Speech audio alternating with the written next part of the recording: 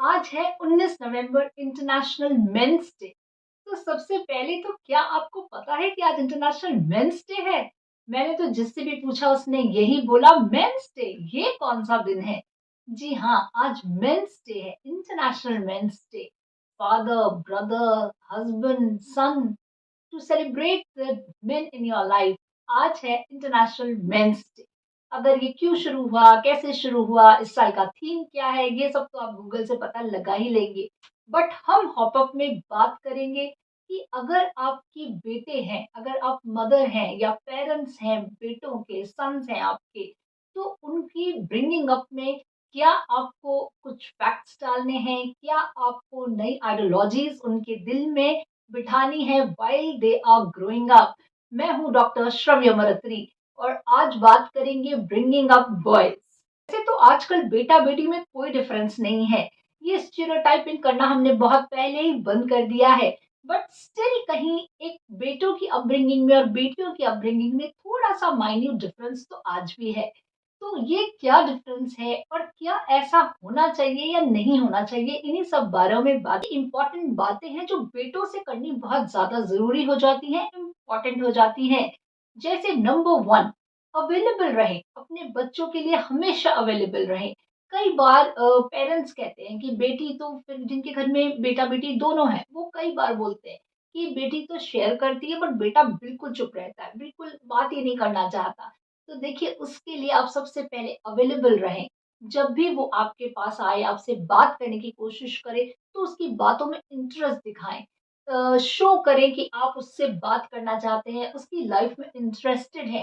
Apart from studies क्या वो activities करना चाहता है, क्या गेम्स खेलना चाहता है, या और किस को करिकुलर एक्टिविटी में उसका इंटरेस्ट है, लॉन्ग रन में वो क्या करना चाहता है, ये सारी बातें उससे ओपनली करें। अवेलेबल रहने का एक मीनिंग और है, कई बार बॉयज थोड़ा सा सेक्लूडेड रहते हैं, थोड़ा इंट्रोवर्ट किस्म के हो जाते हैं while they are growing up as teenagers. This is the time when you have to show that you are there for them, that you care. ये उनको दिखाना बहुत जरूरी है। मान लीजिए जस्ट फॉर एग्जाम्पल, अगर आपका बच्चा एक कमरे में पढ़ रहा है, बेटा पढ़ रहा है, तो ये नहीं है कि आप घर से चले जाएं। आप कहीं अवेलेबल रहिए, अपने रूम में अवेलेबल रहिए या लिविंग रूम में रहिए, so that the child knows कि my parents are close by. अगर मुझे कुछ बात करनी है तो वो है। कई बार बच्चे कुछ कहना चाह रहे होते हैं बट वो पेरेंट्स का मूड देख के बात नहीं करते, आगे बात को नहीं बढ़ाते।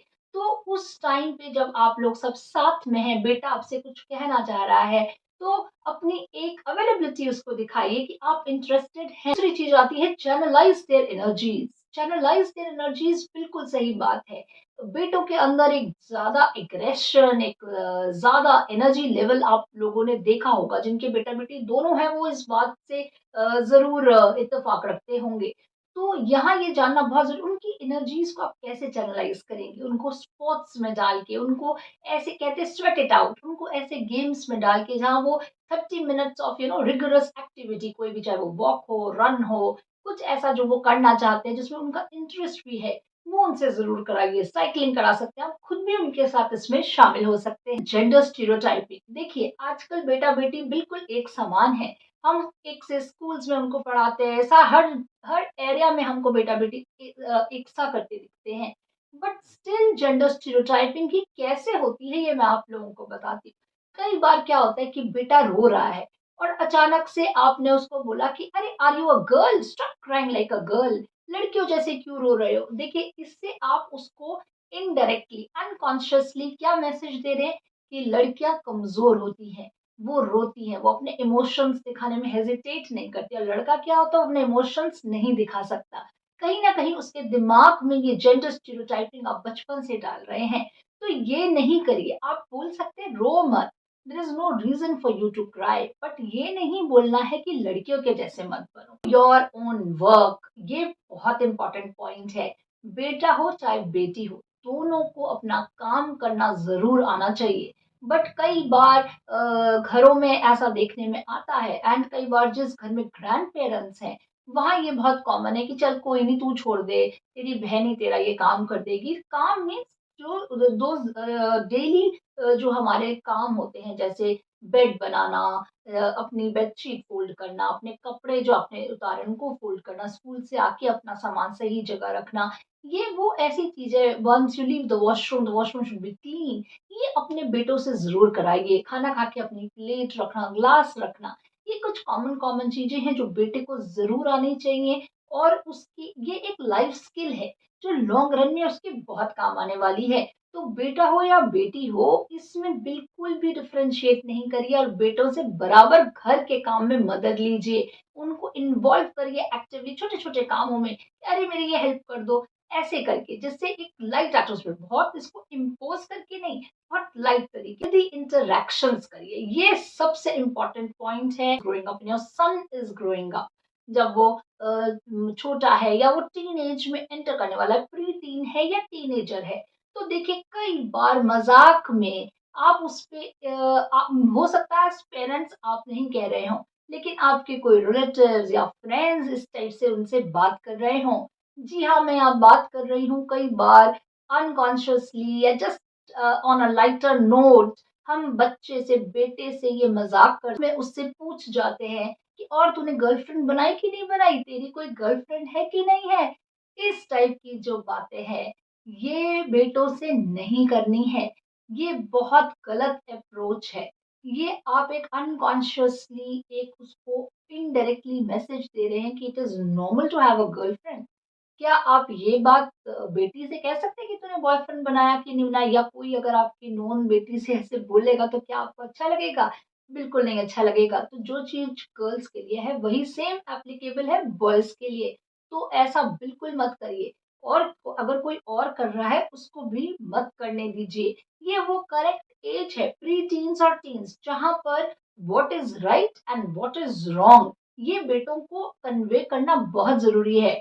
अगर आपका देखिए कम्युनिकेशन पैटर्न घर में बहुत ओपन है, आप लोग बिल्कुल फ्रैंक हैं, तो खुल के बात करिए। और इस बारे में खुल के बात करना बहुत इम्पोर्टेंट हो जाता है कि what is forcing upon and what is a normal interaction. तो a normal interaction between two genders, ये बातें बच्चों से करना इम्पोर्टेंट हो गया है आज के टाइम में स्पेशली। जब हम विमेन क्राइम रेट के बारे में बात करते हैं, तो हम विमेन को समझाते हैं, लेकिन वुमेन क्राइम रेट कब खत्म होगा? जब हम घरों में अपने बेटों को अवेयर करेंगे कि क्या सही है, क्या गलत है। इम्पोज़ करना अपने आप को, फ़ोर्स करना, अगर कोई लड़की उसको नो कह रही है, वो उसके साथ कोई इंटरैक्शन नहीं रखना चाहती, तो boy boy should happily accept it. वो एक्सेप्टेंस दिलाना, और ये घर में छोटी-छोटी बातों के ज़रिए आप बच्चे के दिमाग में डाल सकते हैं that what is an healthy interaction.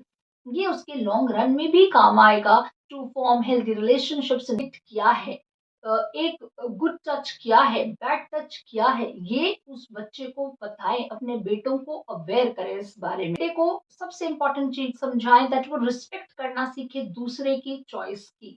अगर वो जिस टाइप से आजकल का एटमोसफियर है, जिस टाइप से आजकल के इंटरेक्शंस हैं, गर्ल्स और बॉयज दोनों ही हर जगह बिल्कुल साथ साथ हैं, तो वहाँ ये हेल्थी इंटरैक्शन पैटर्न आना बेटों के लिए बहुत ज़रूरी हो जाता है। एट द सेम टाइम अपने बेटे को ये भी बताएँ that how much involvement in the other persons life is good for him. हमने वुमेन राइट्स के बारे में बहुत बात कर ली, हमने वुमेन को बहुत अवेयर कर दिया, हमने वुमेन सेल बना दिए हर जगह, स्कूल्स में, ऑफिसेज़ में, सब जगह। But at the same time हमें मेन के राइट्स भी प्रोटेक्ट करने की ज़रूरत है। कहीं ऐसा नहीं होना चाहिए कि विमेन राइट गलत तरीके से इस्तेमाल हो, जो कि उनके फ्रेंड्स को वेलकम करिए। ये बड़ा एक मनमुटाव वाला पॉइंट होता है between parents and growing up sons. कई बार होता है आपको अपने बेटे के दोस्त पसंद नहीं आ रहे हैं, या you may not be liking their way of dressing up और स्पीकिंग, और कुछ भी हो सकता है। तो उसमें but if your son is getting them home, तो उनको वेलकम करिए विद ओपन आर्म्स, एक खुले दिल से वेलकम करिए, उनको अच्छे से एंटरटेन करिए, उनको खूब खिलाइए-पिलाइए। एटलीस्ट आपको पता चलेगा कि आपके बेटे के दोस्त कौन हैं। अगर आपको कोई चीज़ बुरी लग रही है, तो उस टाइम नहीं बोल के बाद में अपने बेटे से उस बारे में बात करें। अगर आपको लाइटली बोलेंगे, हँसते-खेलते एक लाइट माहौल बना के बोलेंगे, तो डेफ़िनेटली उनके मन में ये पॉइंट आएगा कि अगर पेरेंट्स कह रहे हैं तो कुछ रीज़न है। लेकिन अगर यही चीज़ आप उनको एनफोर्स करके बोलेंगे, या गुस्सा करके बोलेंगे, एग्रेशन के तरीके से बोलेंगे कि इससे नहीं मिलना है, तो वो मिलना नहीं बंद होगा। तो वो उनको बताइए, आप अगर कुछ मना कर रहे हैं तो what's the reason behind it? इसका तो चलता है। ये एटीट्यूड ना खुद रखें और ना ही किसी और को घर में रखने दें। जैसे मैंने शुरू में बोला कि जहाँ ग्रैंड पेरेंट्स साथ में रहते हैं या एक इस टाइप का एटीट्यूड कि तो लड़का है, इसको थोड़ी ये सब काम करने हैं, ये बिल्कुल अपने बेटों के दिमाग में नहीं बिठाएँ। ये फिर से एक अनकॉन्शियसली एक जेंडर स्टीरियोटाइपिंग है कि सुसाइड रेट मेन में कितना हाई है? 3 times higher than women. Heart attack 35% more heart attack, 55% less cared for and 40% को किसी से भी अपनी बात को डिस्कस करने, लीव अलोन साइकोलॉजिकल असिस्टेंस तो बहुत दूर की बात है। मैं बोलूँगी सिर्फ डिस्कस करने में भी कंफर्टेबल नहीं लगता। डैडी स्ट्रॉन्गेस्ट, भाई को बुलाऊँ, मेरा भाई इसी स्कूल में है, caretaker, provider, protector, bread earner, macho, ये सब वो role model, one man many roles. They also need to be expressed. They also need to be loved. They also need to be cared for. So before I sign out today, a very happy Men's Day to all the men out there who are worth celebrating. तो अपने life के उन main को जब वो सन है उसी time पे टारगेट करिए, उनको सही बात सिखाइए, एक ऐसी बातें सिखाइए जो कल को वो रोल मॉडल्स बने। एक ऐसे they should become main worth celebrating. उसके लिए आपको अपने बेटों में इन्वेस्ट करना पड़ेगा।